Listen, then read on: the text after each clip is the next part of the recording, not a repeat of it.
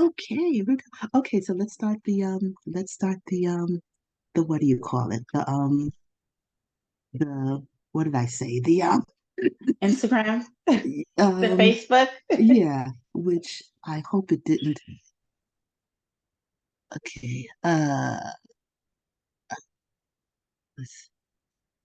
Okay, and I'm going to introduce you. Okay. Okay, okay. Yay, we're on. Okay, and let's go live. Oh, now Instagram counts down. Okay. Oh, Yeah. What? The content of this meeting is being sent to a third party. Okay, fine. Everything is, everything is being followed anyway. Okay. All right, everybody. Good evening, good evening, good evening, good evening. Welcome to this week's Transformation Thursday. I am very excited to the social media is so interesting because you just make so many beautiful and wonderful connections through Instagram and social media. So I know people have their issues with social media, but it's been a joy for me. So I would like to introduce our speaker for this week, Miss Tia, and she has a very courageous account of her journey with breast cancer. And this evening's presentation is Survivor on Purpose, Not by Chance. So I'm very pleased to introduce Miss Tia. Okay. thank you so much, Avina. Thank you. I am very honored to have this opportunity to share my story with you and with the community. Um, my story is a pretty interesting one.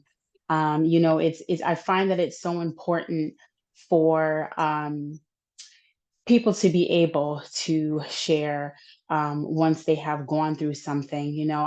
We can never get too confident in thinking that, oh, it could never be me. I was one of those people. I knew people that had breast cancer. I knew people that had passed away, unfortunately, from breast cancer. But I never really saw myself as one of those people to be affected personally by breast cancer. So I have been cancer free now. It'll be 3 years in June. I was initially diagnosed in April of 2021. I found the lump in my breast by happenstance. It's completely and totally unexpected. I had gone for a mammogram about a year and a half prior, but right after I had my first mammogram, I want to say, right after I had my first mammogram, COVID hit. And, we were in that whole lockdown, can't go here, can't go there, don't want to do this, don't want to do that because of everything that was going on with COVID. And it came the time for me to go back and get my second mammogram. I, however, was completely horrified to actually move forward and go get the mammogram done because we were literally in the thick of COVID and no one really knew what was going on with COVID. COVID was still a new thing. We didn't know how people were catching it. At one point in time, I was afraid to even step outside because I wasn't sure whether or not if it was airborne. So I figured, I said, you know what? I don't need to get my mammogram. I'm okay. I will wait until everything dies down with whatever is going on with this COVID virus. And once we're in the clear with COVID, I'll go and I'll handle my mammogram at that point in time. Well, one day I woke up and I was working remotely. I woke up one morning and I started getting dressed to go sit in my living room and work. And I felt the lump in my breast. And right away, I knew that something was off. I checked the other side and there was nothing on the other side. So something told me you need to call the doctor. So at that moment, I picked up the phone, I called my OBGYN, and I explained the situation to the nurse that answered the phone. And she had advised me at that point that, oh, well, Dr. Such and such is on vacation. And I said, okay, but I have a lump in my breast. I need to be examined. Is there a way that you can get me in for a mammogram? Is there something that can be done? Because, I'm a little worried about this. So the nurse actually seemed a little annoyed. You know what I mean? I don't know if it was a bad morning for her or, I'm not sure. Maybe she was overwhelmed. I don't know. But I could tell by the tone of her voice that she clearly was just not in a space to even want to assist me. Because she kept saying, well, the doctor's on vacation, she's on vacation. So I said, listen, I said, this is serious. I feel a lump, something is not right. So she ended up contacting my OBGYN. Even though she was on vacation, she contacted my OBGYN and they were able to put a script in for me to go get a mammogram done. Um, so I think it was about 2 days after I initially felt the lump, I went to go get the mammogram. And I remember my appointment was scheduled for 7 o'clock in the morning. And I got there about 6:45 just to make sure that I would get there on time. And I remember going in and getting the scans done. And they kept calling me back and kept calling me back. Oh, we need more pictures. We need more pictures. And I thought it was odd, but I was trying to remain calm. I was trying to stay in, a state of peace and not get myself too hyped up. So they finally called me back and they said, we're going to do an ultrasound. I said, okay, fine. So I go in the room and, um, they do the ultrasound and the ultrasound technician tells me when she's finished, she says, I'm going to come back with the doctor. I just want you to sit tight. So I said, okay, fine. So she goes out and she returns with the doctor. And the doctor says to me, we know we've had you here for a bunch of scans, but now we're going to have to do a biopsy. And once I heard the word biopsy, that's when I almost lost it, but I didn't. That's a very scary word, biopsy, and right away, you know, um, we relate that word to cancer. So, right away, I just started, the tears started forming in my eyes, and I was just like, oh my goodness, this can't be real. I had the biopsy done, and I was able to go home. I was at the hospital. Oh my goodness. I got there at 7 o'clock that morning and I did not leave until about 12:30, 1 o'clock that afternoon. That's how long I had been there. But the one thing that I really do credit the hospital for was that they worked very expeditiously in order for me to get the test results back. I think it was about 3 days later, I got the call from my OBGYN, and she advised me that the lump that I did feel in my breast was indeed cancer. And at that point, I did not know what stage it was. I did not know what type of cancer it was. I did not know whether or not if I had lymph node involvement. I knew nothing. All I knew was that I had cancer. I had breast cancer.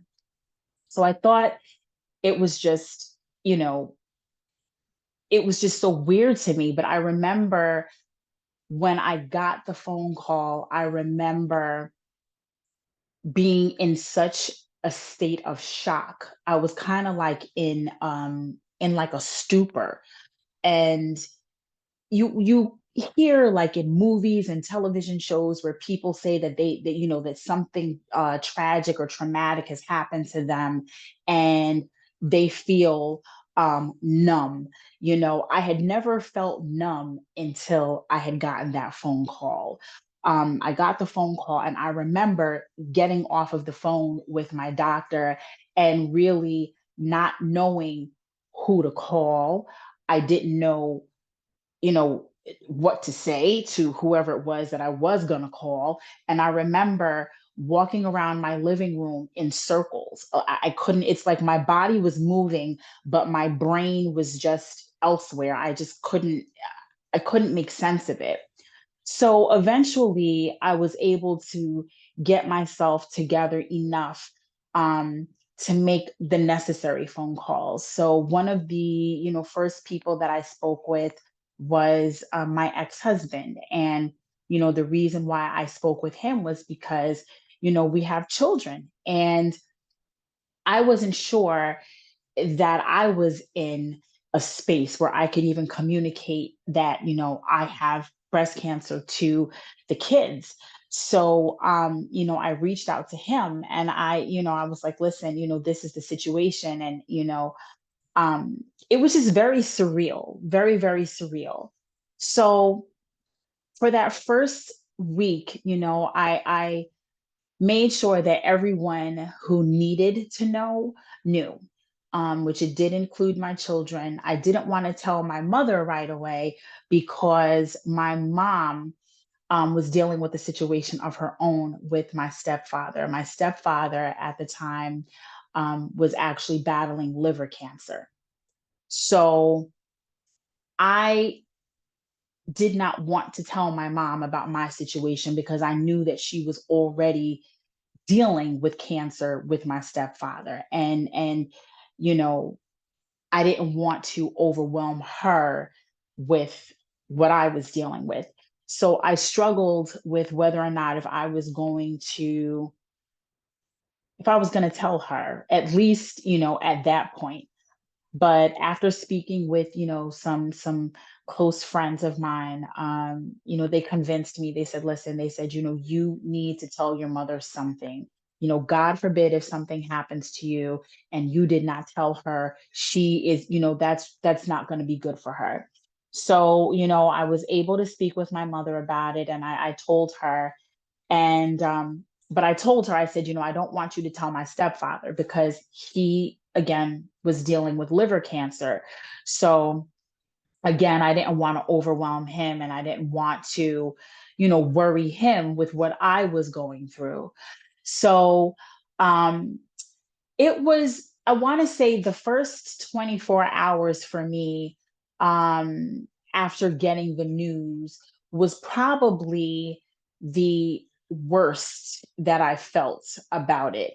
I remember waking up the next morning and, waking up and not waking up, but then realizing, oh, wait a second, that phone call that I got yesterday, that wasn't a dream. That was real life. So it was like the reality of me having cancer hit me, at that moment.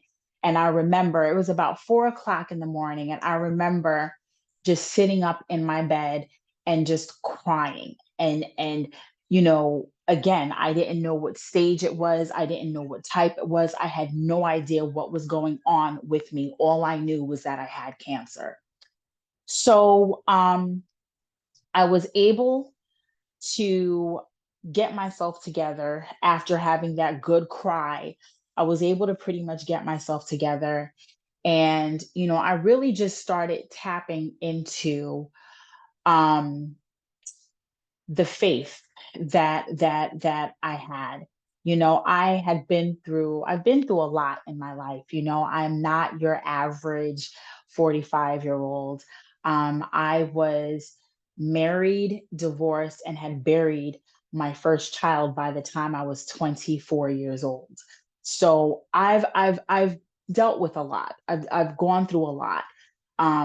So the whole cancer situation was definitely something new, but I was not I want to say,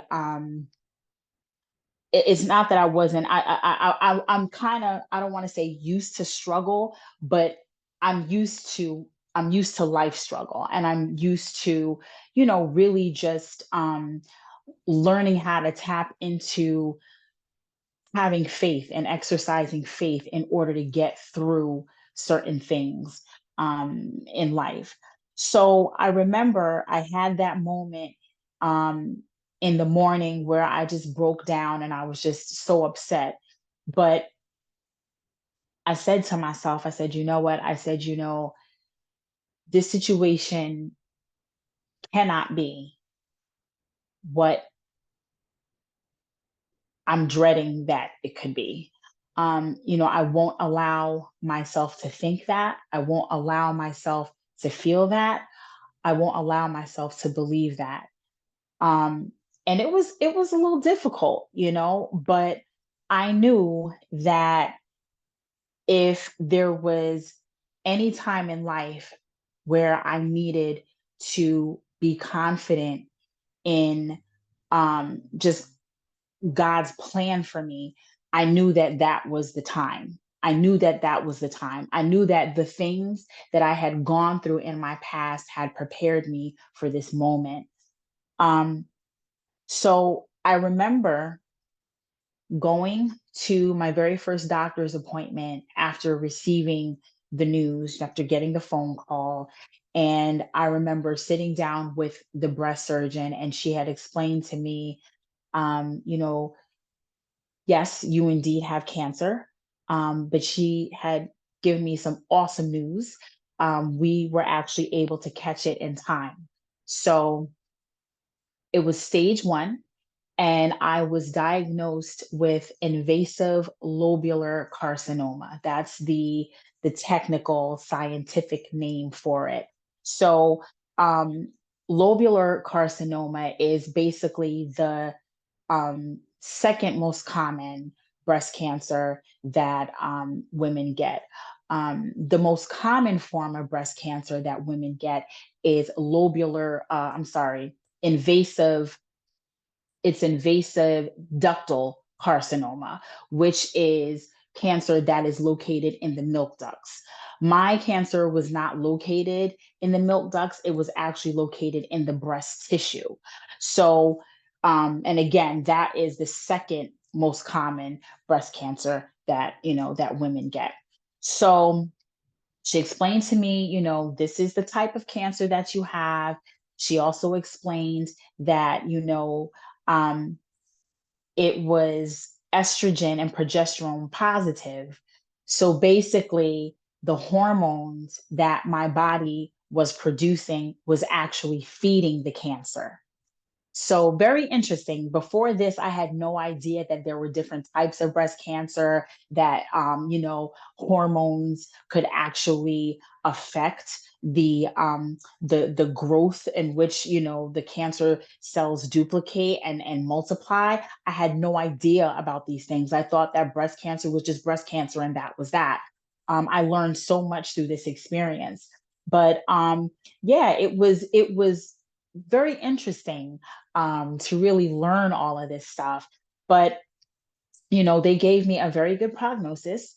And of course, with people who are familiar with cancer in general, or if you know someone who has gone through it, or if you've gone through it yourself, um, cancer it's very complex and it's very tricky.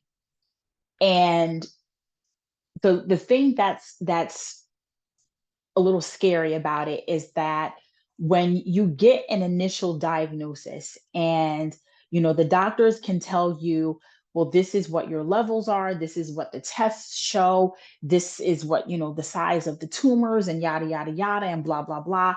They can tell you all of these things, and they can give you a treatment plan, um for how they're going to um target this cancer and get it under control, or however you want to put it.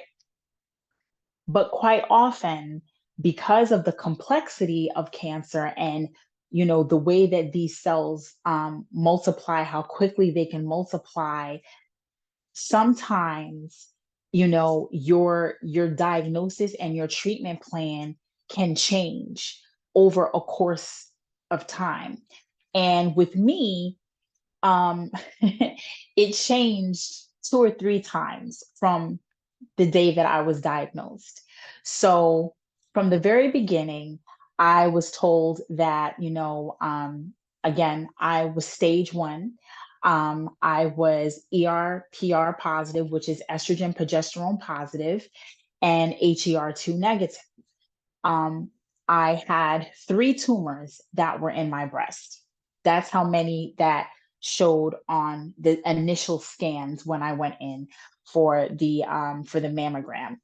Um, so when I spoke with the breast surgeon and she informs me of all of these things, she said to me, she said, what we can tell from right now is that the tumors, they're localized, they're in one area. Your lymph nodes look really good. So she said to me, she said, what is probably going to happen is we're probably going to do a lumpectomy, and you'll probably just have to get radiation. She said, we don't think that, chemotherapy will actually be a thing. You probably more than likely will not need it because we don't see that there's any lymph node activity there.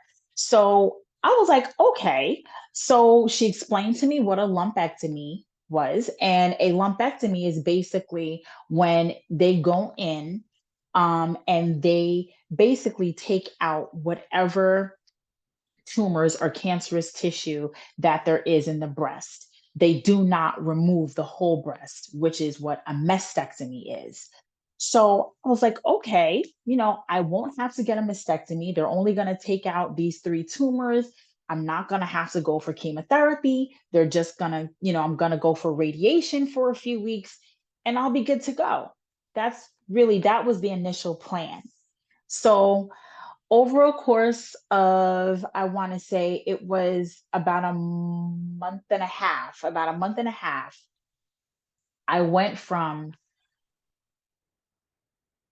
the lumpectomy and, no chemo and radiation to having to have a, a mastectomy, a single mastectomy.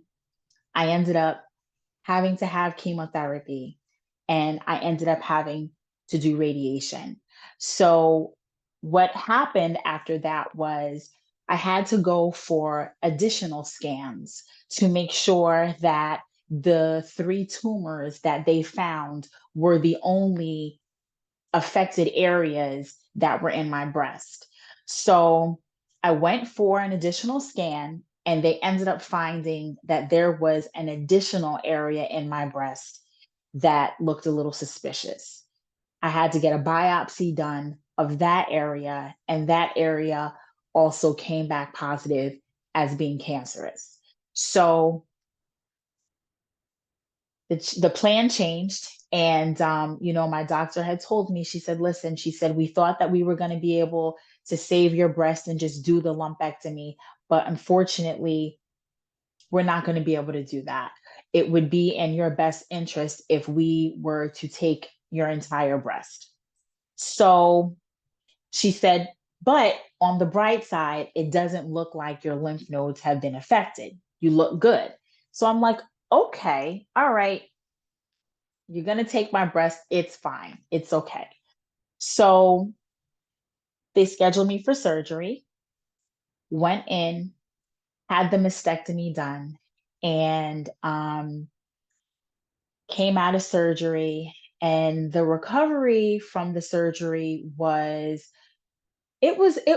pretty uneventful. Was I in pain? Yes, it was very uncomfortable. They what they did was they put an expander implant in.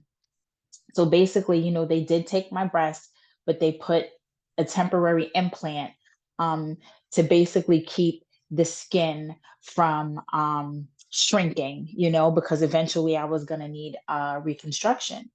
So I had my little temporary implant in, and the morning after my surgery, my mother was with me, and my mother said to me, she said, Tia, she said, when you get a moment, you need to call your surgeon.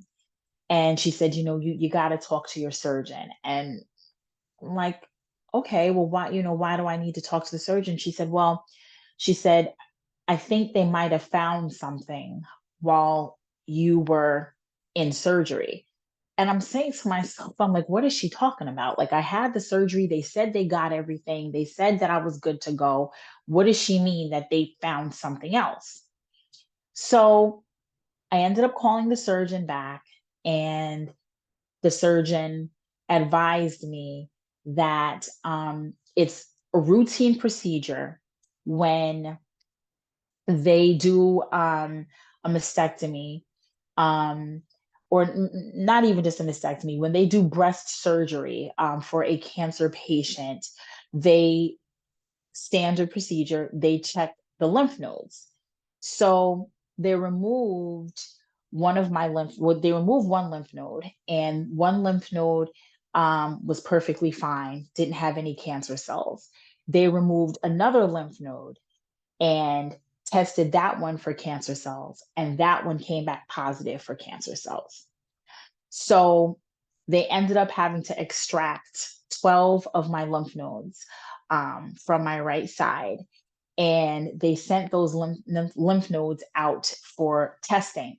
So my surgeon had told me, she said, she said, we had to extract the lymph nodes because one of them came back positive for cancer. And she said, we sent them all out to the lab, the 12 of them to the lab, because we want to make sure that no other ones test positive for cancer cells.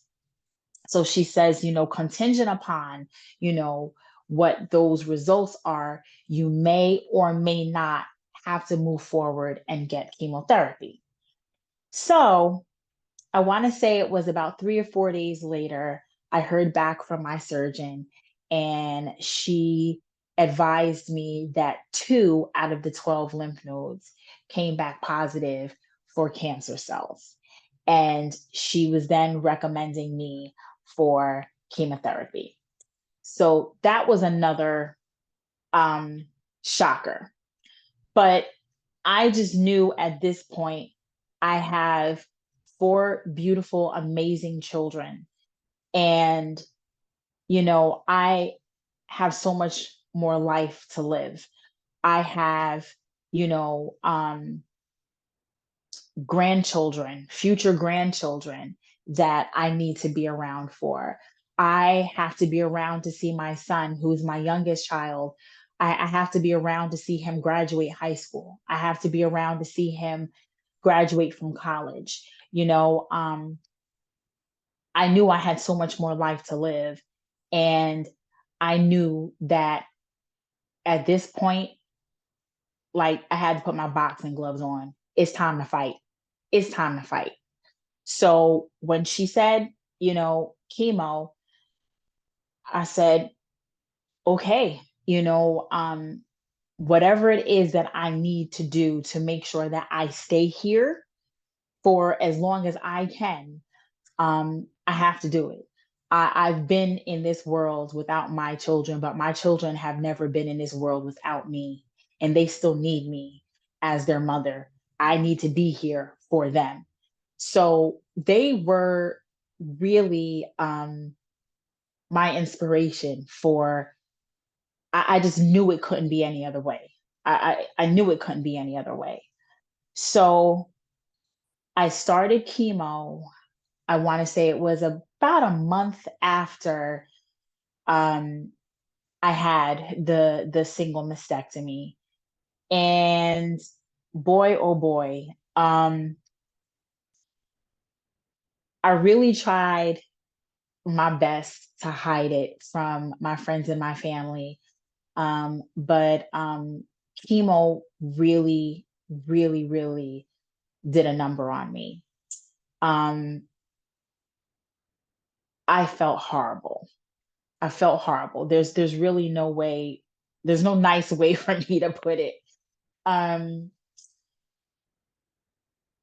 so the chemo regimen that I was on, they had put me on two different types of chemo. So I had to do 8 rounds in total. And the first 4 rounds of chemo were of, from what the nurse told me, it's considered the Cadillac brand of chemotherapy. It was the most, um, how could I say, it was the most aggressive form of chemo. And for those that are familiar with chemo for breast cancer, it's called AC. And they nickname it the Red Devil. And the reason why they call it the Red Devil is because it is red. It comes in an IV bag, but it looks like Kool-Aid or like Hawaiian Punch or something like that. That's how it looks. Like the chemo itself is red. And the crazier thing about it is that it's not like your typical IV where they can just hang the bag up on the little IV pole and you just sit there and while they administer it. The nurse actually has to come with the IV bag, but instead of them hanging the IV bag up on the pole and having it like just automatically like go into your system, the nurse actually has to push it through the she has to push it through the tube with a syringe. Like she has to manually administer it. So I thought that was really weird, but the way that the nurse explained it to me was that, it's something that has to be administered manually. It's and there's no other way that they can do it. Um so yes, it was the Cadillac of chemotherapy. And boy, oh boy, my infusions were once every 14 days. And I remember um, I would get an infusion and I would be good for the first day. And after that, I would be bedridden. And by the time I would start to feel back to my normal self, or not even really feel back to my normal self, when I started to feel better, because I never felt normal while I was on chemo, or at least on that form of chemo. But by the time I started to recuperate and feel a little bit better, it was time for me to go back and get another infusion. Um, I remember it was about a day or two after I had the second infusion where my hair started to shed. And I remember walking into my bathroom and, going to brush my hair. And I noticed that as I was brushing my hair, it was just coming out and coming out and coming out. And I was like, wow. I'm like, so this is how it starts. So I remember um I couldn't there are some women that are they're very strong. And a lot of women, they really try to hold on to their hair when they go through chemo. And I was not at that place where I could hold on to my hair. I couldn't I couldn't go through combing it and brushing it and just watching it come out. And I remember I was so amazed at the amount of hair that was coming out of my head. I actually took pictures of how much, because and it was all in my sink. And I had pretty long hair at the time, and I was just like, wow, like this is crazy. So I remember stopping myself. Like I had brushed my hair about 5 or 6 times, and just within those 5 or 6 strokes of that brush going through my hair, I had a huge bald spot on the side of my head where my hair had just come out. And I remember stopping myself in that moment and I said, you know what? I can't do this. So I reached out to the only person that I knew that owned a set of clippers, my ex-husband. So I called him up and I said, hey, I said, listen, I said, I need you to come over here with your clippers when you have a moment. And I need you to shave my head because my hair is coming out. Um, a lot of it is coming out. And I would just rather just have you just come and just shave it all off. I can't sit here and just watch my hair fall out like this. And he said to me, he said, he said, I'll be by your house tomorrow morning. I'll have everything. Don't worry about it. I got you covered. And he came here and I remember I was sitting on the toilet in my bathroom and he, went and got the clippers and he just shaved it all off. And that moment when I got up and I looked at myself in the mirror and I saw myself with not a strand of hair on my head, I did not know how to feel. Um, that was a very, very humbling moment for me. I think it was another moment where the reality that I had cancer had kind of like, like I was kind of like reliving the initial shock all over again. Um, and I remember I looked at myself in the mirror and I cried. And I cried and my ex-husband was standing there and he didn't know what to say and I could tell that he didn't know what to say because what do you say to a person that's going through cancer and what do you say. But I remember him telling me, he said, listen, he said, you are a beautiful woman, you're beautiful, like you're okay, like this is okay, and your hair is going to come back, like once you're done with all of this you're going to have hair again, like you'll be all right. um, and I remember I stood there and I looked at myself and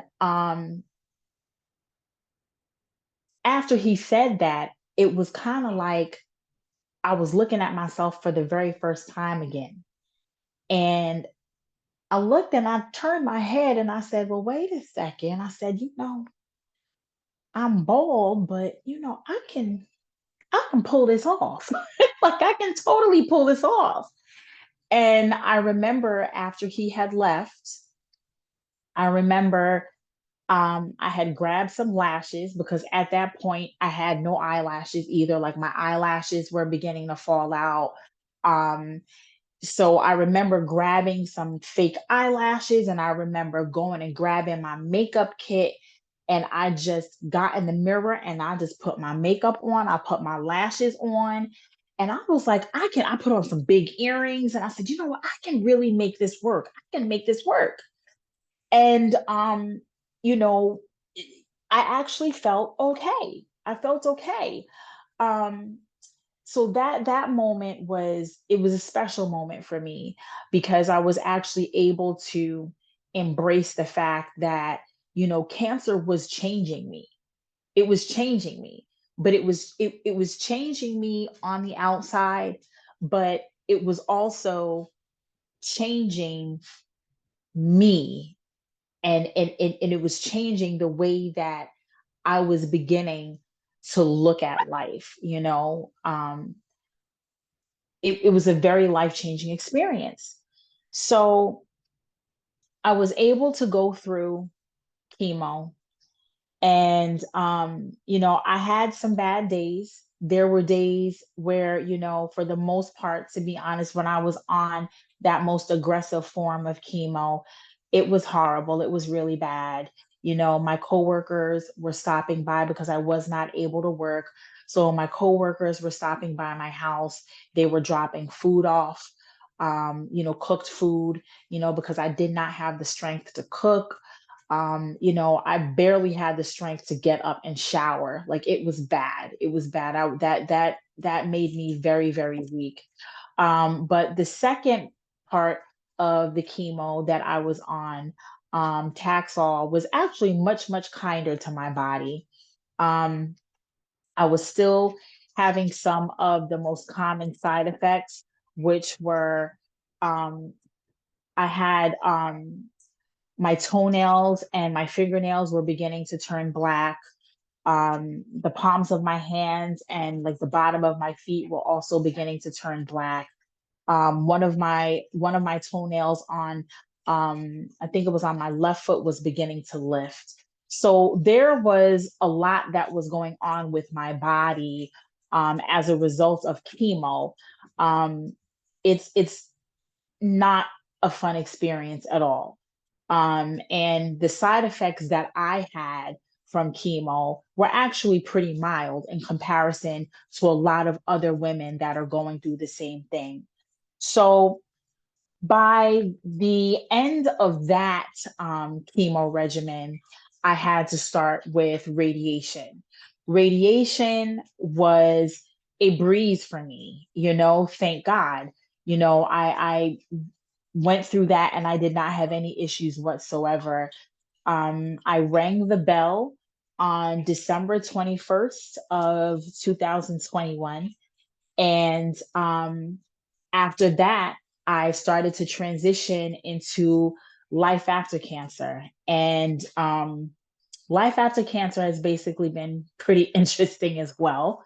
Um, I remember after completing active therapy, I remember going through that and coming home after ringing the bell. And I remember saying to my mom, I called her up on the phone and I remember telling her, Ma, I am going to need some time to kind of like, um, I guess, recuperate from everything that I had just gone through.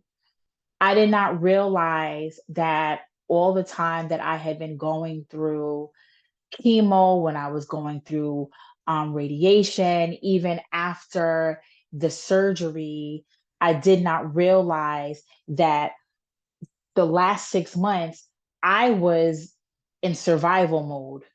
So I was not really like psychologically, I wasn't really processing everything that I was going through because I was just focused on I gotta fight, I gotta fight, I gotta fight, like I gotta survive, I was in survival mode.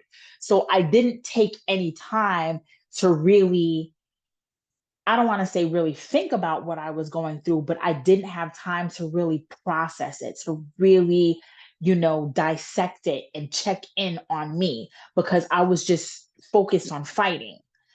So I remember after ringing the bell, I came home and I called my mother and I said to my mom, I said, Mom, I said, I think I need to go into seclusion for a little while. Um, I think I need to self isolate because after everything that I've just gone through, now I really am, I'm at the end of the tunnel and the light is right here. But I'm so used to living in survival mode because living in survival mode that had become my life. And I was my brain, I was so accustomed to living in survival mode that life after cancer, I wasn't really thinking about life after cancer. I had not really prepared myself for life after cancer. I had no idea what life after cancer had actually looked like. I didn't know what it looked like. I didn't know what it felt like. And I was very unprepared for it. Um, so I remember taking some time. I remember I put my phone on do not disturb. And the only phone calls that I had taken during that period of time were phone calls from my mom and phone calls from my children. I did not answer the phone for anybody else because I was just in this state of stillness. And I just really I needed to be able to exhale, you know? Um, so I remember taking that time. And I remember reaching out to my therapist. I had been working with a therapist for some time. And I remember reaching out to her because she and I had I had actually taken a break from therapy during the time that I was going through the active treatment and everything like that. That was a time where I probably really should have been been going to therapy, but I had stopped going to therapy right, like literally right before I was diagnosed.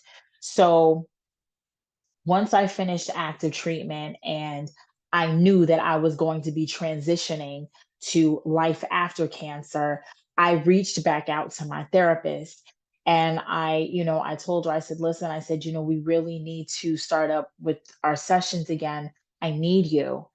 And she said, well, what's going on? And I told her, I said, well, I said, I was diagnosed with breast cancer the earlier part of this year, and I just finished active treatment, and I need help with transitioning into what my life is going to look like now. So she said, okay. So we scheduled our first session, and I remember I met with her virtually, and Um, again, I was bald, I had no hair. And when she got on the virtual meeting, she looked at me and she said, you're so beautiful. So, I told her, I said, listen, I need your help. I need your help. And I explained to her exactly what was going on. And I told her, I said, she said, well, what are your concerns? What do you? And I told her, I said, it's like what I mentioned to you before. I am transitioning to life after cancer, and I don't know what I'm facing. I don't know what life after cancer looks like. I don't know what to expect. And she looked at me and she said, you are looking at life after cancer. And at that moment, it didn't register to me what she said. And I'm like, looking at life, I'm like, what are you talking about?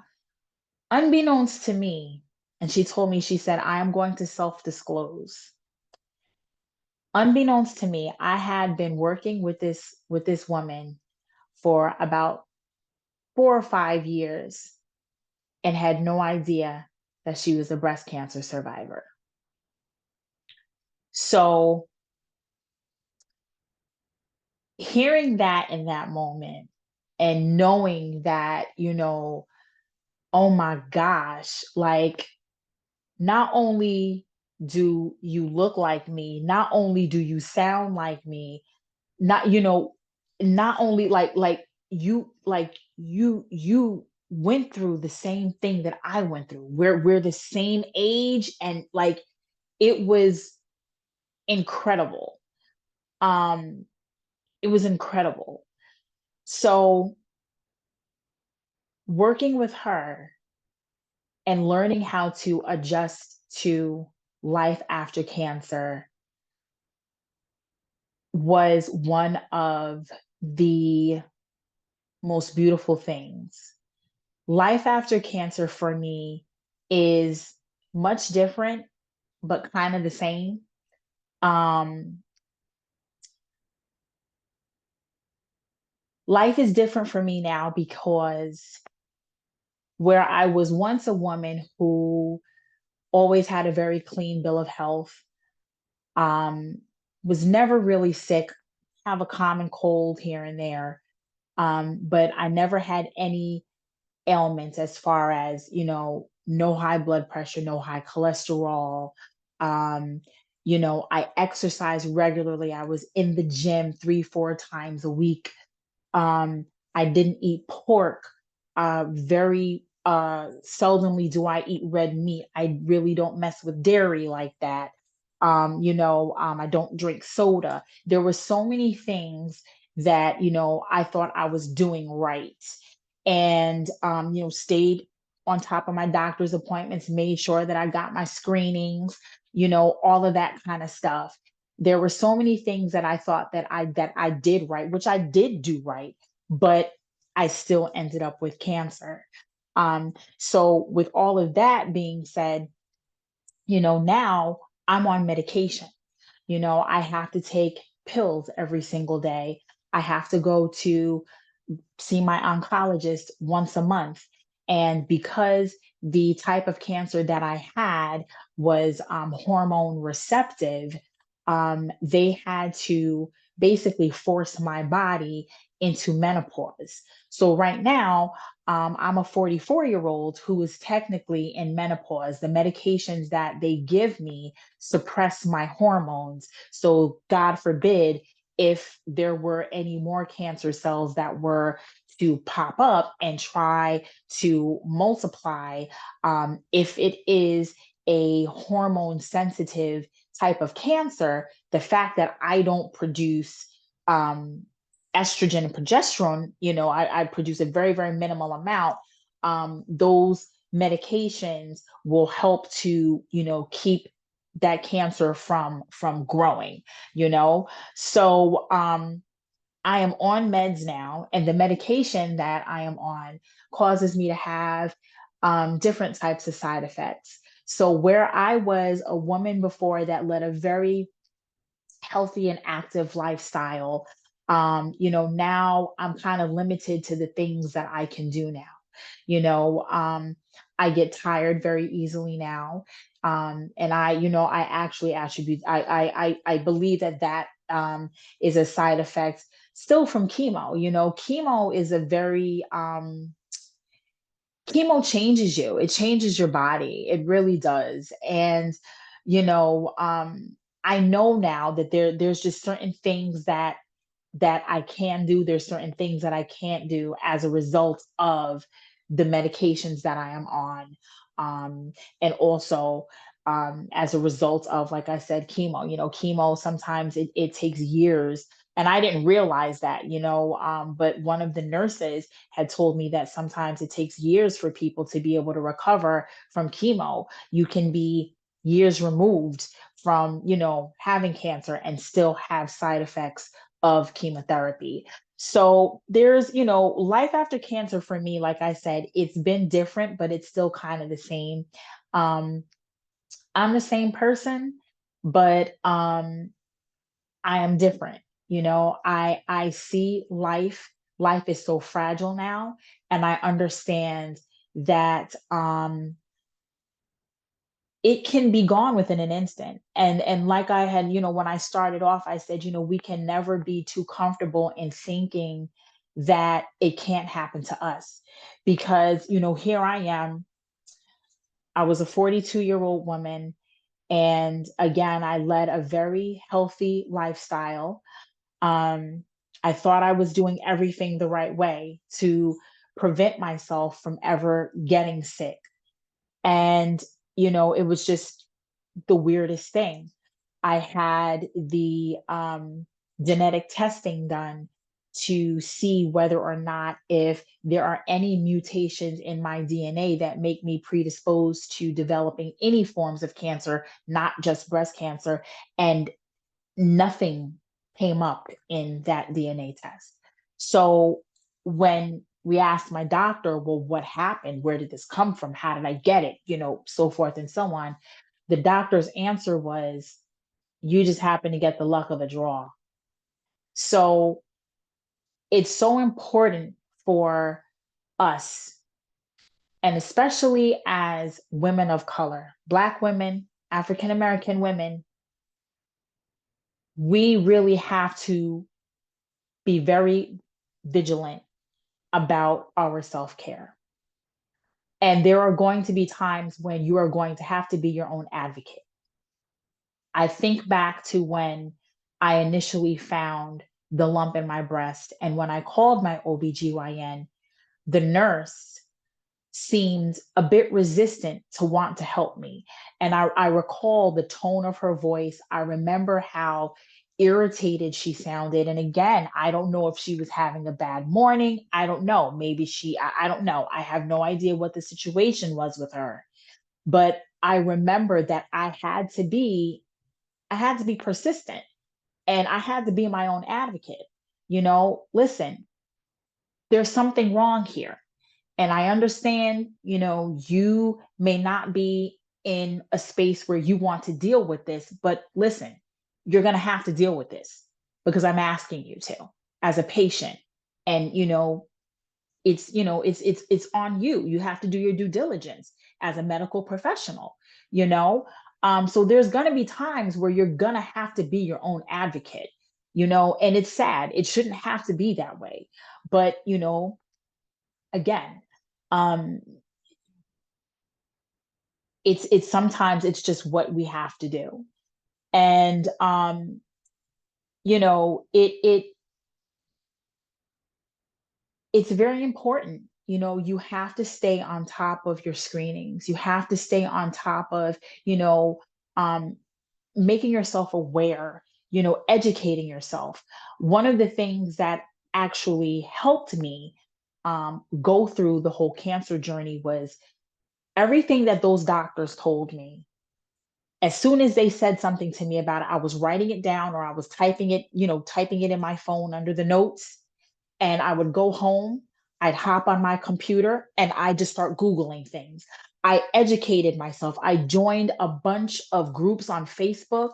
Um, Black women with breast cancer. There's groups specifically for us, with women that are going through the same exact situations. And I joined several. I joined a whole bunch of these groups because I wanted to know what was happening, and what is your experience, and how did you find the cancer that you had, and what did your doctor say, and so forth and so on. And I got my power back. The way that the way that it worked for me was I took my power back by educating myself and by finding out everything that I didn't know. Oh, okay, so you want to do this type, you want to give me this kind of chemo. Well, let me type this up and let me see, what is this about? Oh, you want me to take this medicine? Okay, let me type that up and let me see what this is about. So, and the thing is, a lot of times these medical professionals, they're going to just give you stuff, and they're not going to explain to you what it is or why they're doing it, or again, you've got to be your own advocate. And if you have to ask a million and one questions, you know what I mean? Ask those million and one questions, because a lot of times, these medical professionals, they just, sometimes it's just a job to them, and they just don't care, you know? And again, it's unfortunate, but it is the reality in which we live. So I urge, especially again, as women of color, it is very important for us to stay on top of our self care. It is very, very important for us. Shortly after I had finished up my active treatment, I had received, I live in New Jersey, and I had gotten a letter in the mail from the state of New Jersey where they had invited me to participate in a research study because they had noticed that the numbers of women in the African American and Hispanic communities has been increasing as far as breast cancer diagnosis is concerned. And the ages of women that are getting this disease are becoming younger and younger and younger. And they're trying to figure out what's happening. And again, these are women that don't have a family history of breast cancer. I don't have a family history of breast cancer. I don't have a family history of any type of cancer. So they're trying to figure out what's going on. Why are all of these women all of a sudden getting sick? And it's just not breast cancer. It's uterine cancer, it's ovarian cancer, it's the reproductive types of cancers. So, and who knows, it could be coming from, as a result of the food that we're eating, it could be environmental, all of these just, fumes, or, even household products that we use to clean our homes, every day. You don't really know. So they're trying to figure it out. And once they sent me that letter and asked me to participate in the research study, I jumped right on it. I jumped right on it. I said, absolutely. If there's anything that I can do to help those that have come before me, or even the ones that are yet to be, my younger sisters that are coming up, you know what I mean? Um, it's imperative. It's important. It's very, very important. I am very grateful to be here. I'm very grateful to have made it. Again, life after cancer is definitely different, but it's the same, because now I have to think about, the chances of recurrence. I don't have cancer. I have been cancer free for almost, it'll be 3 years this coming June. But in the back of my mind, I do think about, what if it comes back? Is it going to come back? What would you do if it does come back? As a cancer survivor, you kind of live with that thought lingering in the back of your head. Um, it's again, it's a um, very sobering experience. Very, now when I hear about people that pass away from cancer, it hits a lot differently. Like Chadwick Boseman, our Black Panther, when he passed away, you know, I was completely devastated. And finding out that he passed away from colon cancer, I was completely devastated. There's been a number of people, celebrities, and people that I've never been fans of a day in my life, haven't, but then it'll pop up on the news, or it'll pop up on like my news feed in Instagram or Facebook or something, where somebody has passed away, and it's, from cancer, and it hits differently. It hits a lot differently. So, psychologically, it can do a number on you. But again, I'm an advocate for mental health. And it's very important. Again, your self-care is very important. We have to make sure that we are taking care of ourselves physically, spiritually, and mentally. We can't let those things fall by the wayside. But I really, really do encourage, um, and men too, because listen, men are not excluded from breast cancer. Okay, men do get it. And it's crazy because one of my coworkers, I work in a law firm, and one of the attorneys that I work with, when I was sharing my story with him, he said to me, he said, my uncle had breast cancer. And I said, wow, you never really know. And it seems like, when you hear these things, they seem so foreign and they seem so far-fetched. Like, oh, well, a man having cancer, that can't be a common thing. Listen, it happens. And again, like I said before, we can never get too comfortable in thinking that it'll never be me, or it can't be me, because you never know. You never know. Um, but overall, I would have to say, this experience has been transformative for me. Like I said, cancer has changed me. I'm the same person, but I'm different. Um, I'm different now in ways that I never thought that I would be. Prior to cancer, I was not very good on implementing boundaries. I kind of just went with the flow of things. And, I never really felt like I had a voice, you know, um, and going through that experience has actually empowered me. And I know it sounds crazy. I know it sounds crazy, but going through that, and I feel like I had to be broken down in order to be built back up. And the person that I am now, like the person that I am now is just someone that I never thought that I would ever be. I am so happy. I went through one of the hardest things in the world, you know. Um, but I'm so grateful. I'm so grateful because now, I really truly do understand how valuable life is.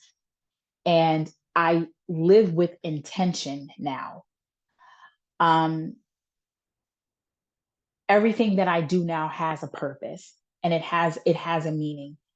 I was never reckless, or I didn't live a crazy life prior to cancer, but it was just one of those things where I was just kind of like, I always wanted to know what my purpose in life was, and I could never figure it out. And I was just like, I don't know what I'm supposed to do. I don't know why I'm here. I don't know, I know there's a reason for me being here, but I don't know why, and I always struggled with that. And, I always tried to find out, well, and I did all types of things. Like I worked all types of part-time jobs. I tried to start all kinds of, businesses.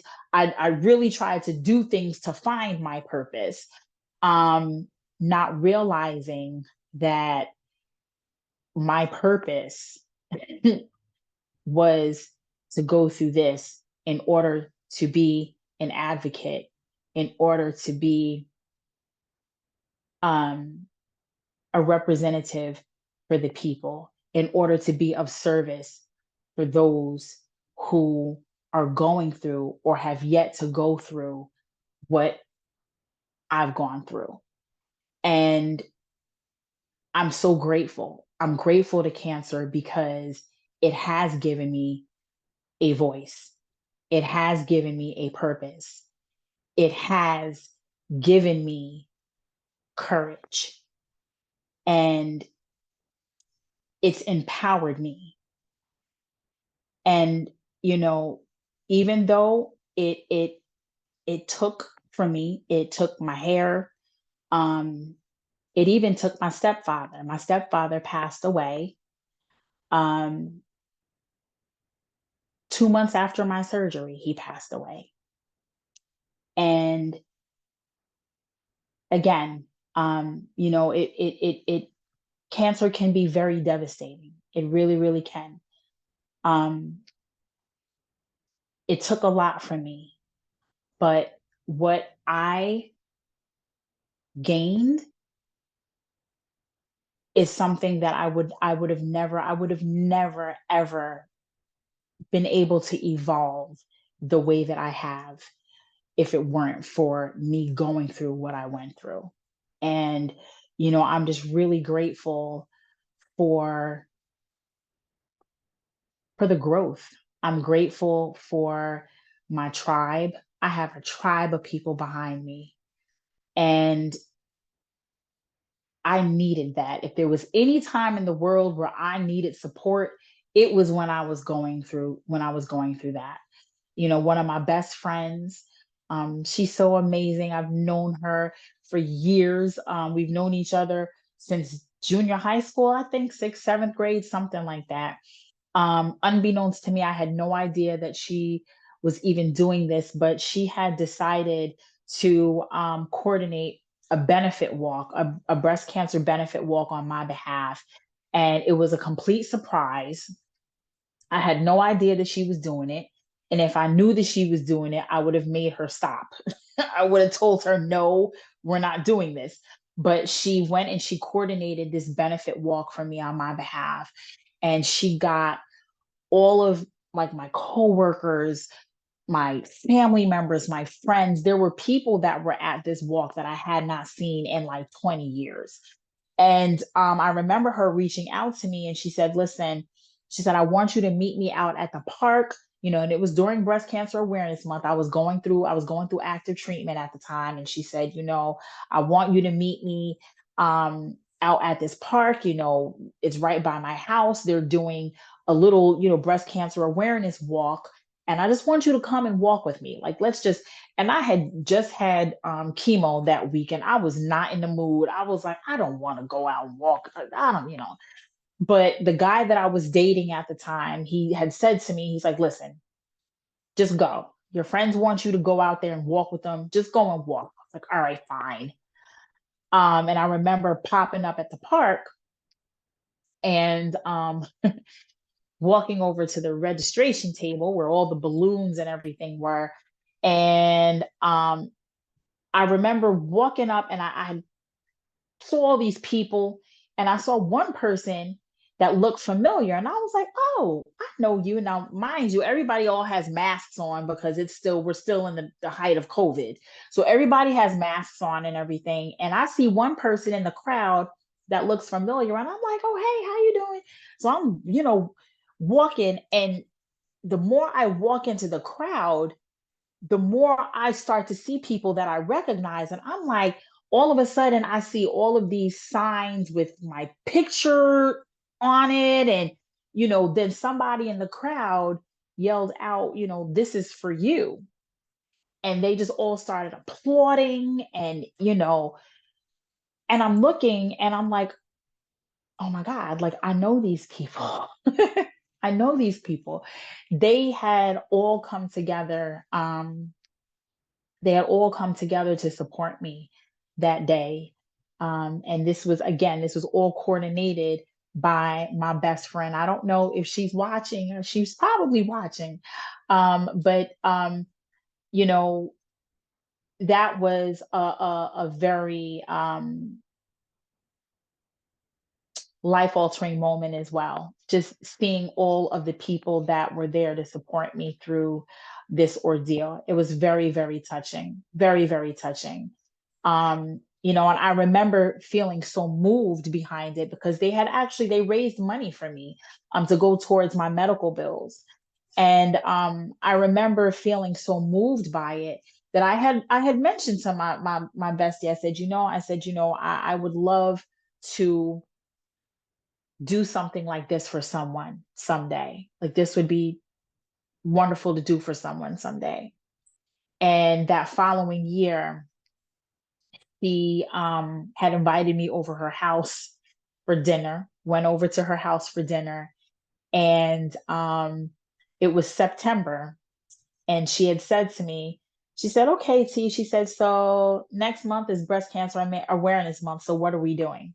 And I looked at her and I'm like, what are you talking about? What are we doing? She said, what are we doing? She said, last year when I did your walk, you said that you would like to do something like that for somebody in the future. And she said, next month is breast cancer awareness month. What are we gonna do? And we sat and we brainstormed and we decided to go with holding a bowling party. And we had a bowling party, we raised money for this bowling party, and we were actually able to assist 3 women that were going through active treatment that year with the money that we raised. And that was very important to the both of us. And we actually decided to form a um, a nonprofit organization. So we have a nonprofit that's called 1717, and we are doing yearly events now. We have what we call the Pinktober Bowl, and that takes place every October over at Parkway Lanes over in Elmwood Park, New Jersey. And we have this, oh my gosh, we always have such a great time. This past October was our second year doing it, and we have the most amazing volunteers that come out to help us pull this event off. We have a DJ that comes and DJs for us. We have photographers that come and take pictures. We have a photo booth. We have people that come and they donate all types of items for us to raffle off. The New York Giants actually donated a football for us to raffle off. We had an autographed picture by Garrett Wilson, who was Rookie of the Year for the New York Jets. We had that picture to raffle off, and those were two out of, oh my gosh, I can't even remember how many items we had raffled off this past October. But we have the most amazing supporters. And these people really believe in our vision, and they stand behind us, and they understand what we're here to do. We are here to be a resource, because there aren't very many resources for people that look like us. And that has to change. So we are here. We're here to help those that are going through the fight. And again, if it wasn't for me going through this, none of this would exist. So I see where my struggle is basically, my struggle had to happen. It had to happen because my struggle had to happen. And I understand it. I understand it because this is my purpose. I have found my purpose through fighting one of the roughest, toughest battles that I've ever had to face in life. And, I'm grateful, even though, it was challenging, you know, um, I'm grateful for the experience. I really am. I'm grateful for it. And I'm very happy to have been able to share with all of you tonight.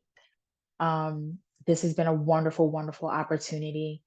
And thank you, Abina, again. I really do appreciate you. Thank you for allowing me to share my story on your platform. I'm very grateful. Thank you. Um, I don't know what to say. Um, um, so let me just read some of the comments on Facebook. For some reason, it's not Mhm. letting me see all of them, but this was a gut punch. This was a Mm, punch to the gut for me. I just, if someone just called me briefly and I said, this one really rocks me. mm, It's very emotional to hear your story and your courage and overcoming and just hearing it. And I think I'm hearing you talk, and I think I'd probably just be on the floor, curled up in a ball, with each new development that you were hearing. Um, Someone says here, this is all so, so, so beautiful. And this is so powerful. Thank you for your strength and for your passion. Thank you for sharing your story. Um, Someone said, it's not letting me see everything, that this was just so emotional. And I said, yeah, I'm getting emotional too, just hearing this. And I guess I do kind of have a question, since you said, you have sure. no history of this in your family. So in addition to the chemo and the radiation, what other things were you doing during this time? Were there any other treatments that you were doing? Um, no. The chemo, so the reason why they wanted me to do chemo was, so all right. From the way that my doctor explained it to me, they typically only suggest or recommend chemo when a person has three or more lymph nodes that come back positive for cancer cells. So even though I had two, it was their recommendation. They said, listen, they said, you're young, you're 42, you still have a life ahead of you. They wanted to basically, I guess, have me do chemo as a precautionary measure to make sure that the cancer was 100% gone, and that there would be, I'm assuming, maybe a lesser chance of recurrence. Um, because chemo was not, it was not a part of the plan at first. And that was what we were banking on. Like, I remember almost like skipping out of the doctor's office after that initial visit, because it was like, she told me, she said, oh, we won't have to do your mastectomy. We're only going to take out what we need to take out. You're not going to have to do chemo because your lymph nodes look good. Because the scans, when I was going for all of those scans, the scans never showed that my lymph nodes were affected. So I don't know if maybe the lymph nodes were affected and the scans just didn't pick it up, or did the cancer really spread that quickly between the time that I had the scans until the time that I was on the operating table? Because I was diagnosed in April and I got the scans, I believe it was in April, but they did not schedule my surgery until June. So that would have been like a 2-month time frame, um, for the cancer to spread, if that is exactly what happened. But what we do know is that, once they got me on the table and they extracted the lymph nodes, um, because that one lymph node came back, because they test it right there, like while they're operating on you, they test the two lymph nodes there. So when they got that one lymph node that came back positive, that's when they were like, we're just going to extract 12 and we're going to send them out to the lab, and we're going to see if there's any other ones that come back positive for cancer. And that's what they did. And then there was a second one that came back positive for cancer. So they told me, they said, listen, we don't typically recommend chemo for people unless it's 3 lymph nodes or more. But because you are so young and because there is no history of cancer or breast cancer in your family, we are going to suggest that you just go ahead and you just do the chemo. Just do it. Um, but yeah, the chemo and the radiation, those were the only two treatments that I had to go through. But it was over, oh my gosh, I did 4 months of chemo, and that was 8 rounds total. And then after that, I did was it 5 weeks? I think it was it 5.5 weeks? I think it was 5.5 weeks, or either 5.5 or 6 weeks of radiation that I had to go through. So yeah, so that was, it was long, and those were, like, I remember when I was going through chemo, it felt like it was never going to end. Like, I remember one day I was laying in bed, because I was bedridden for the most part that I was going through chemo. I have two small dogs. I'm not sure if you guys have heard them, like, but they've been, like, walking around here and everything.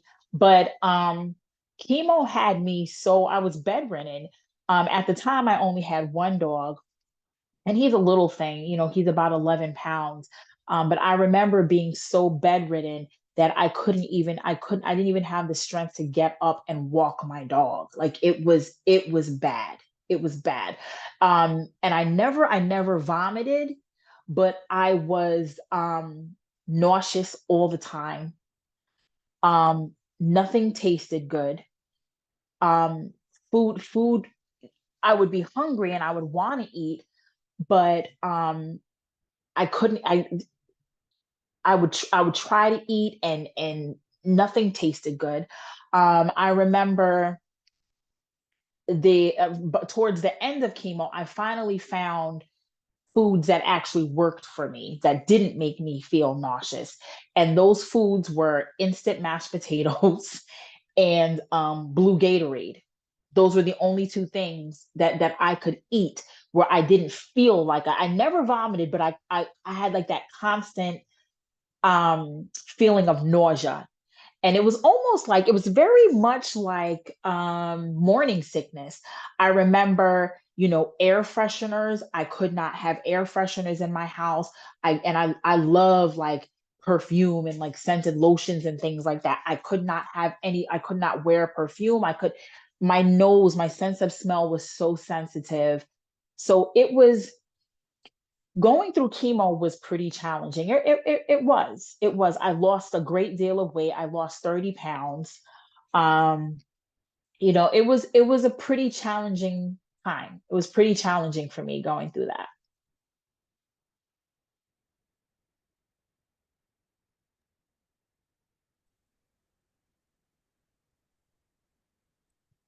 I'm just because I really am at a loss, but I'm grateful. Yeah, I'm grateful. I'm grateful because you're here to tell your story. that's it. You know, Yeah. you have your testimony, and it's encouraging for anyone who's also on this journey. There's something you said in the beginning. I can't remember what it was, but I was thinking is that you're not alone, and that's why it's so important to share stories so people Yes. know that they're not alone, that they don't have to isolate or go behind closed doors. They're not by themselves. Right.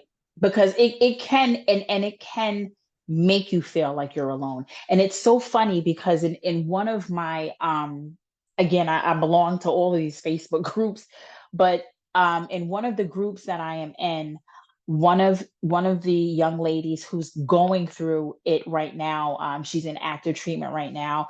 She had asked a question in the group, and she said, I have a bunch of supporters, and I know that they got my back, and I know that they're there for me. And I know, she said, but sometimes I just feel so alone. She said, I just feel so alone. And I responded to her, and I told her, I said, I said, it's normal to feel like that. It's very normal to feel like that. Because unless someone has actually gone through it, it is really hard. It's really hard to have that I don't want to say a connection, but people try to relate to you. They try to relate to what you're going through. And sometimes, it sometimes they just don't get it because they haven't gone through it. Like, I remember there was a conversation that I was having with a friend of mine. And I remember, we were having a discussion about cancer. And I was, trying to explain to her, I said, this is, this is life after cancer. it's it's not that it's hard, but now I have a different set of concerns. You know what I mean? Prior to cancer, I was, making sure, again, I don't have high blood pressure, making sure that my cholesterol is good, making sure that, my sugar is good, making sure this, making sure that. Now I have to think about recurrence. I have to think about, like, it's a different level of awareness that you develop, after cancer. And I remember trying to explain this to, this girl that I know, and she said to me, she was like, well, girl, you don't have it anymore. You'll be okay. Like, you fine. You'll be all right. And I felt like I stood there and I was just like, wait a minute, like, like, she was so dismissive, you know. And it kind of stung a little bit because, and I almost said something, but I said, you know what, I'm not going to say anything. But it almost stung a little bit because, again, it's like they understand, but it's hard for people to really relate to where you are. So it does kind of make you feel like you're on an island sometimes. It does make you feel like you are alone. But in actuality, you're not. You know what I mean? Like they're there, they just can't relate to you on that level. And even though they can't relate to you on that level, there are plenty of other people that are out there that can, and I am one of them. And I make myself available to those that I know, um, that are going through it. I have people that call me. My mom has had people that she knows, her friends that have relatives or coworkers or whatever. you know they'll call me, they'll ask me, hey, can you speak to this person, because they're going through it, and right now they don't know they don't know what to feel, they don't know how to feel, they don't know this, they don't know that. So it is good for anyone who is faced with this challenge, because that's what I call it. It's a challenge. It's not I don't like to call it a death sentence. It's not none of that. It's a challenge. When you're faced with this challenge, I encourage you to find your tribe. Find people, join the groups on Facebook. I know a lot of people they're not a fan of Facebook groups or things of that nature, but these are resources and there are people that you can connect with. There are people that can provide you with all types of information, from just financial information, how you could get grants or qualify for grants for medical bills. A lot of these groups also have resources where medical supplies. Like, I know when I was going through my reconstruction, there were certain things that I needed for the type of reconstruction that I had. And I needed like wedge pillows, and I needed I needed a walker. I needed, several things. I needed a one of those like raised toilet seats. So I had gotten a bunch of this stuff for myself from my recovery. And once, I had recovered and I had, healed from my reconstruction, I didn't need this stuff anymore. So I posted it in the group. Hey, listen, I'm here in New Jersey. If there's anybody that wants to come and pick this stuff up free of charge, your pink sister is here. You can take it. It's free of charge. And I gave all of those, I gave that stuff to someone who another sister that was going through, it. So it's good to connect, and if you don't feel comfortable connecting, in the groups, like I said, I'm here. You can send me a Instagram friend request, Facebook friend request. I'm here, because I know what it feels like to um be bedridden, and you can't get up to even brush your teeth, and you're just laying there wondering, am I ever going to feel normal again? Because that's really how I felt. And I remember asking myself that question when I was going through chemo. I remember just laying in the bed and just saying, am I ever going to feel well? Like, am I ever going to feel well? So it can be a dark place. It can. It can. But the thing is, there is a light at the end of the tunnel. There's hope for everyone, you know. So, what things are you doing now, health related? What am I doing now? That's a good question. That's a real good question. I am very, very mindful. And this is the number one thing. And I know folks are going to be like, what? But um, I didn't realize, as well as I thought that I was taking care of myself, prior to my diagnosis, I did not realize how neglectful I was being. Um, and I'm going to start with, again, with my mental health. I didn't realize how I was taking on other people's emotional labor. I was taking on their stress. I was taking on, you know, their I was taking on people's problems, and I was also making myself overly accessible to those who were not deserving of that. Um, Boundaries. I had to learn how to put myself first. This 9 to 5 that I got, I'm grateful for it. It pays the bills. But let me tell you something, y'all will not be stressing me out. When I walk into this office, I'm coming into this office to do my job. I'm coming into this office to be a team player. I'm coming into this office with the objective of doing what it is that you have hired me to do. I will not be spreading myself paper thin. I will not stress myself out. I won't. Because the one thing that I do believe is that when we are not in a good mental, emotional, or spiritual state, it manifests itself physically within us. And sometimes it can, physically it can take on all different types of manifestation.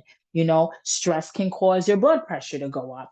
There's so, stress can cause you to have a stroke. There's so many ways that stress can manifest itself in the body. And I've read where they believe that there is a link between stress and cancer.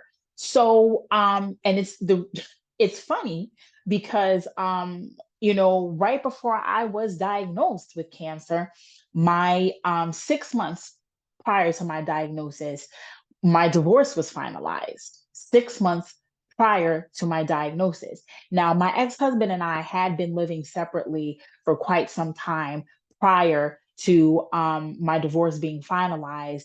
But towards the end of, the divorce being finalized, I was extremely stressed. I was very, very stressed out. And crazy, but 6 months after my divorce was finalized, I ended up diagnosed with breast cancer. So I personally do believe that there is a link between stress and cancer. I believe that there is, only because of what happened with me and my personal experience. But yeah, I have been much more mindful of what I give my attention to, what I give my energy to. Um, like I said, I go to work and I go to work. My objective is to do what it is that you paid for me to do. I'm not here to be anybody's friend. I'm not here. If we happen to be friends, that's great. But I'm not here for all of that stuff. I'm here to do a job. And I really try to implement boundaries, even with the people that are in my life. You know, if I don't feel like coming over your house and barbecuing with you, I'm not going to. It's just one of those things. Another thing that I have learned to is to listen to my body and to not push myself. When I feel tired, I rest. I will not push myself. I will not force my body to do things that it can't do. When something bothers me, I don't ignore it. I used to be one of those people that would kind of like, oh, I'll be okay, all this, all that. No. Now I pay attention. I pay attention to my body. I listen to my body. Um, One of the other things is that I have been more conscious with the foods that I am eating. I stay away from processed foods as much as possible. I do not fool around with fast food. Occasionally I might treat myself to some French fries because I love French fries. But for the most part, I really do not, eat fast food as much. I do not use a microwave. Um, I was blessed, somebody blessed me with a really nice air fryer a few years ago. And the air fryer has been like a godsend for me. I love the air fryer. I never really did fry foods before anyway. Like I never like fried chicken. Like I'm not a fan of frying food, especially not in my house. I'm not a fan of that. I would always bake, chicken if I would have chicken, or whatever. Or if I wanted like a grilled chicken breast, I have my George Foreman grill, or whatever the case may be. So I have made some dietary changes. I don't drink as much coffee as I used to. I might have a cup of coffee, like maybe like once every 2 months, or maybe even longer than that. I used to drink coffee every day. I don't drink coffee every day anymore. I felt so good about 2 weeks ago because I actually treated myself to to a cup of Starbucks coffee, and I hadn't had Starbucks in, oh my, maybe about a year or so. So yeah, so I have definitely started to do things a little bit differently. The one thing that I have not been able to do um, consistently is go back to the gym. I started going back to the gym a few months after I had stopped active treatment, but it was a little hard for me because once I started going back to work full time, um, it was hard for me to find the strength in order to go to the gym. I led a very, very active lifestyle prior to cancer. I worked a full-time job, I worked a part-time job, I had a jewelry business that I ran, and I also had my kids that were, involved in different things. And I was always, especially my son plays a lot of sports. So I was always, either at a baseball game, or, I was always running around with him, um, involved with the things that he was involved with. So, after active treatment, you know, after chemo, and, starting going back to work full time and transitioning back to that, literally I would come home from work at 5 o'clock or 5:30, and I'd be ready for bed. I did not have the strength to really do much of anything. And it's kind of been like that. Like I've tried to get back in the gym so that I can, and there's some days where I have all the energy in the world, and then there's some days when I don't. So again, I listen to my body, when I am not feeling the best, or I'm feeling tired, or whatever it is, I listen to my body, and I just, so, but the one thing that I would like is I would love to be able to get back to the gym and to work out regularly again. So, and I think it can happen. I really think it can happen. I just think that you know, it's still gonna take a little bit of time, but I'm gonna get there. I'm gonna get there. I know I am. I know I am. But yeah, um, I want to say those are probably the main things that I have done um to try and like switch things up a bit. I'm definitely getting more sleep at night. I'm not staying up all hours of the night. You know, it's the little things, like we really, really, really have to take very good care of ourselves. We have to pay attention to ourselves, our bodies, and I know I'm not getting any younger. I will be 45, in a couple of months. And I know that, as you progress in life, you have to start taking you have to start paying more attention. You know what I mean? You have to be very mindful of things. So yeah, I'm just, I have a certain level of awareness now that I didn't have before.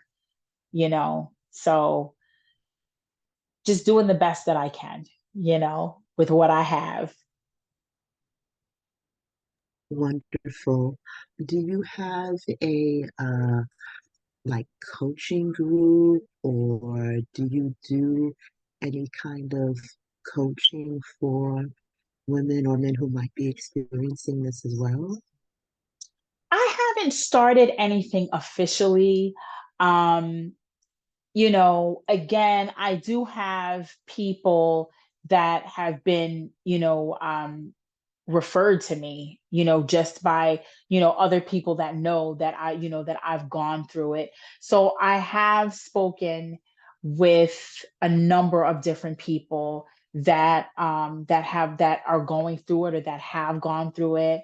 And, I'm very, very open to even doing that. I would love to help coach someone through the experience because it's needed. It's needed, and it could be very beneficial. I'm telling you, when I went through my whole ordeal, um I didn't have a coach, but I was a part of all of those groups on Facebook, those support groups, and a lot of those women, they were very, very supportive. I didn't make any intimate connections with them, but just being able to go into those groups and kind of, just talk about what it is that I'm dealing with, or, the side effects of this, or, I'm feeling emotional because of that, or whatever. It's always nice to have a place where you can release, you know. It's always good to have an outlet, and especially when there's someone, your outlet is someone who has been where you are. And that's why I say it was such a blessing that, the therapist that I had been working with for the last, I had been working with this woman for the last 4 or 5 years. I had no idea that she was a breast cancer survivor. And, once, we had stopped working together shortly before my diagnosis. And then when I reconnected with her after my diagnosis, and I said to her, I said, I don't know what life after cancer is going to look like for me. I don't know what to expect. I don't, I'm not sure what this is going to be for me. Like, what is this going to look like? And she said to me, you're looking at life after cancer. And I said, what do you mean? What are you talking about? And, it's it's different when you have someone that's holding your hand who has gone through it. It's different. It's different.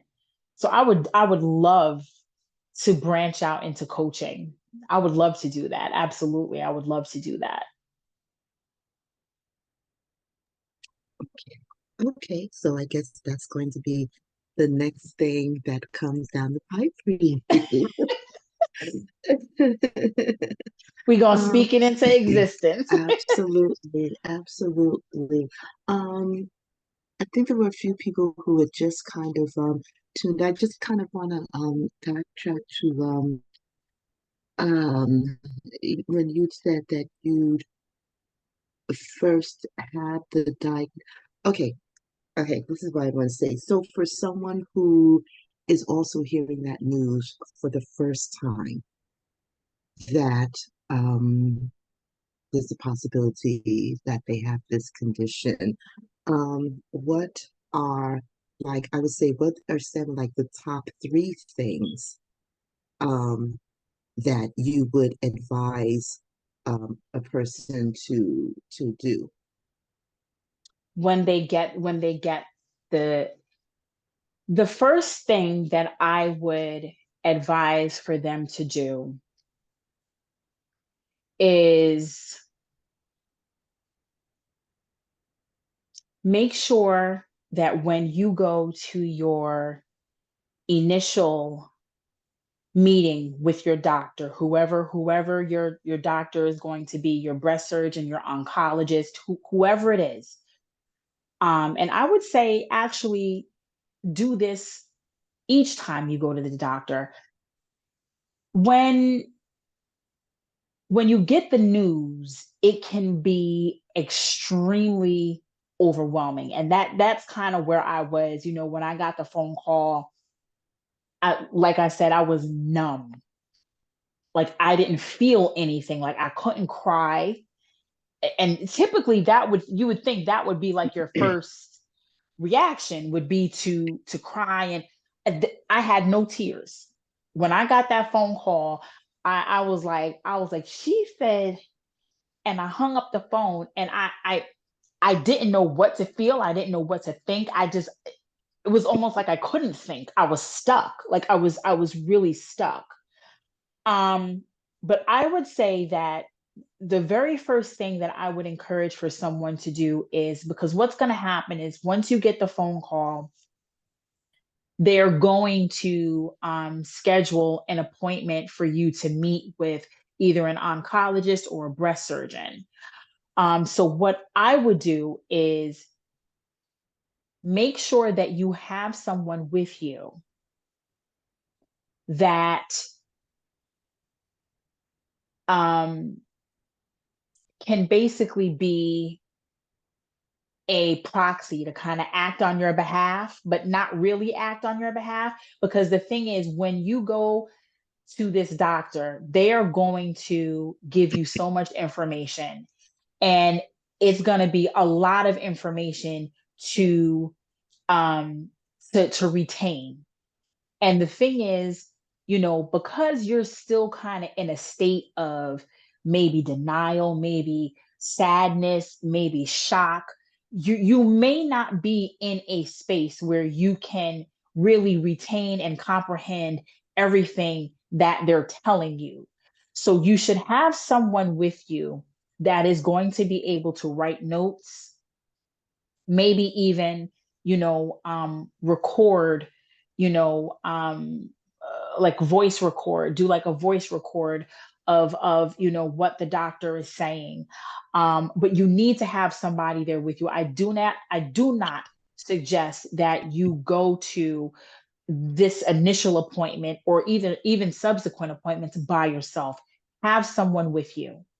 um it's so much better that way. I was just speaking to someone a few weeks ago, um who had reached out to me because she was diagnosed, and she said, listen, you went through this, what do I need to do? And the first thing that I told her, she told me, she said, I have my appointment on blah blah blah date. I said, okay. I said, do you know who you're going to take with you?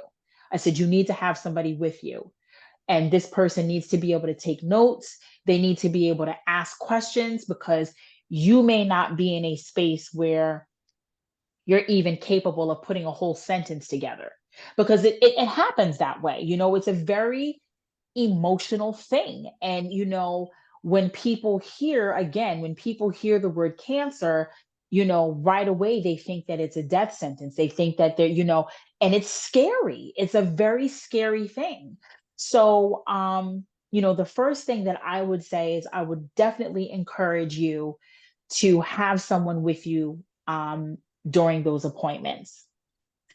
The second thing that I would strongly suggest is, if you can, some people can't, because again, it can be such a scary and intimidating thing. Educate yourself. educate yourself. Everything that the doctor is telling you, ask questions. Ask questions. It doesn't make a difference how many questions you ask. There's no such thing as a stupid question, especially when it comes to this, because this is your life. This is your life.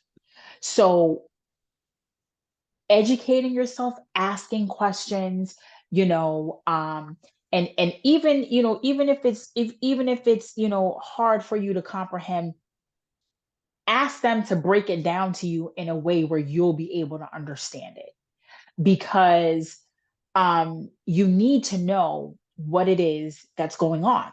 You need to know. And I think that when you have that knowledge and when you have a better understanding of what they're going to do, or you know how they plan to move forward to you know, to help you out, it kind of gives you a sense of ease, you know, because it's not something that's happening that, you know, you're not being blindsided.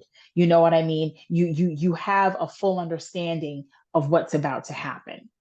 So I would definitely say that.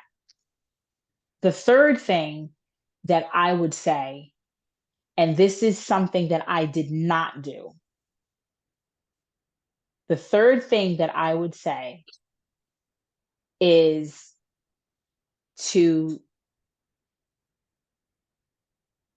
find a therapist and get yourself into some therapy. Because again, it is such a life altering experience. Like, it's even now for me, you know, I go to my doctor once a month. I see my oncologist once a month. And um one of the medications that I am on, I have to get an injection in my stomach once a month, and that's to basically, it's to shut down my ovaries. It's to keep my ovaries from producing estrogen, because the cancer that I had was estrogen receptive. So once a month I have to go and I have to get this injection in my stomach. The I go to, it's a local cancer center that I go to.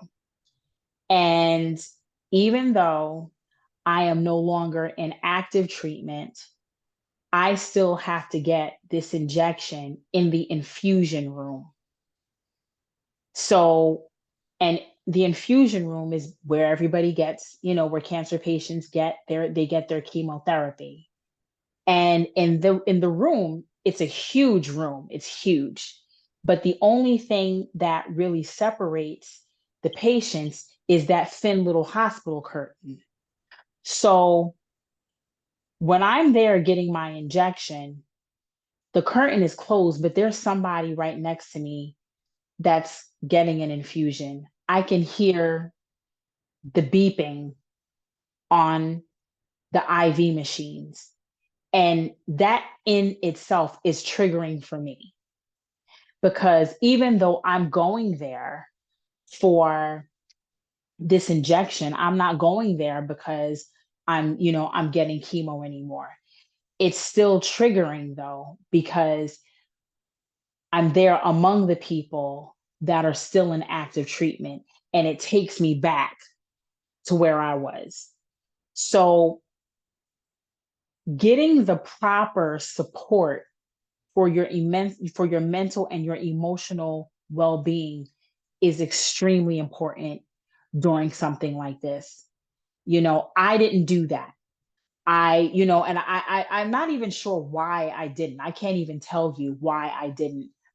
Um, and I guess I probably didn't because I wanted to just, like I said before, I was in survival mode. Like, it was just one of those things where it was just like, I just got to get through this.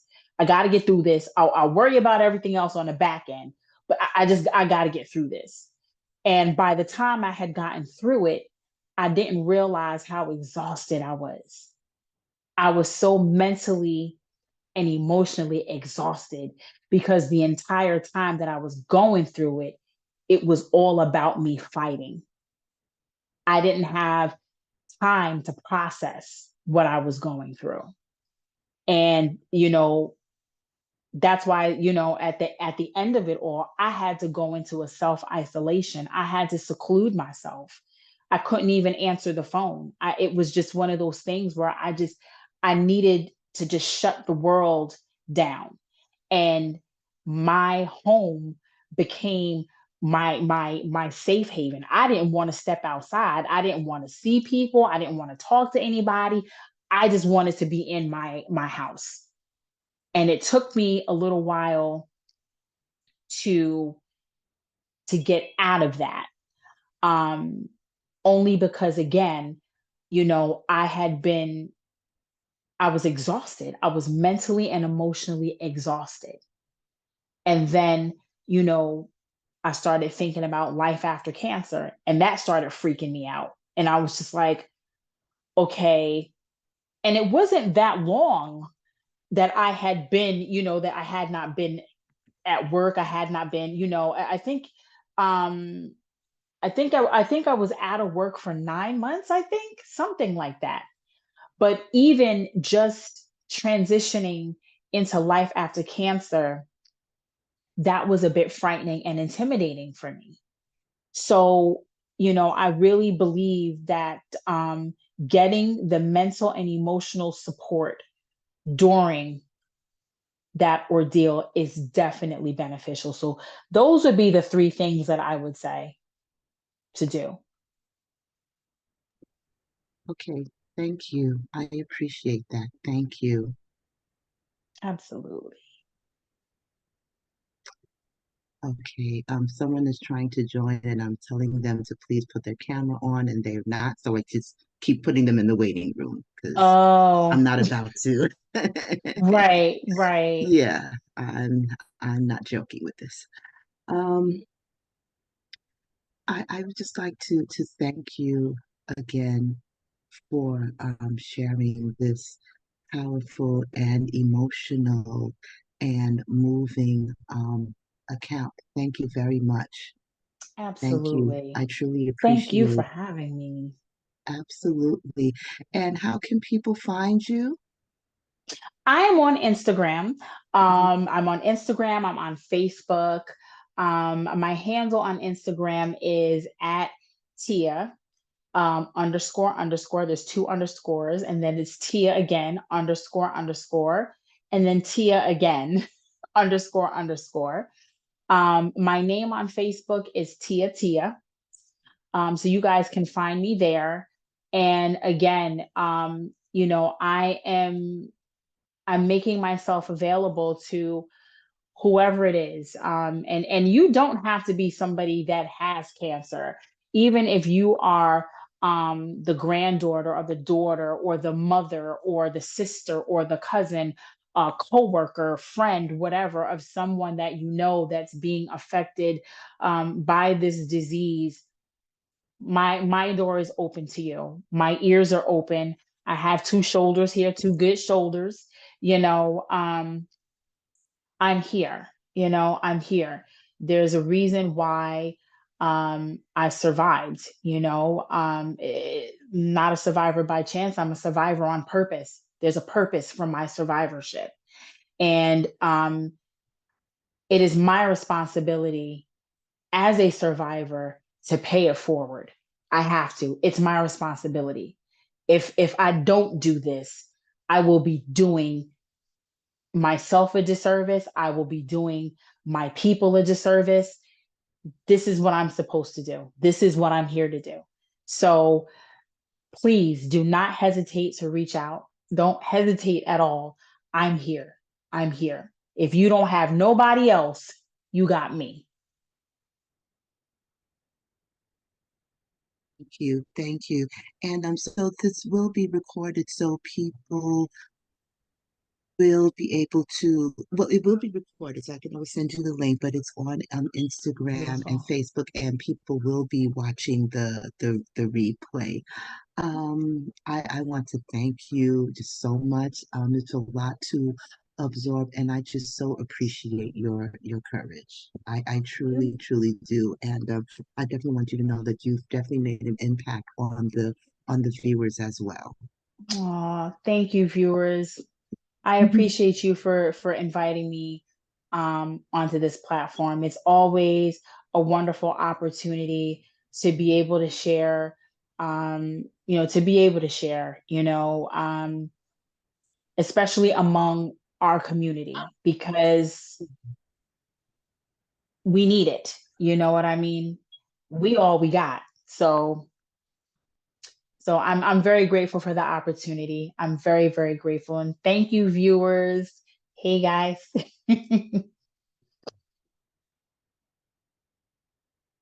Thank you so very much.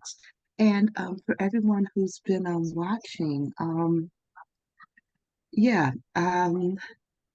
this has just been so powerful, just so powerful. And now that we're Facebook friends, you'll be able to see all the comments yourself. Yay. So I'm just gonna Wonderful. close with like my brief commercial for everyone. Remember next Saturday, February 10th, is the Wealth and Wholeness Financial Holistic Healing Day in the Bronx at the East Bronx Academy from 9 a.m. to 3 p.m.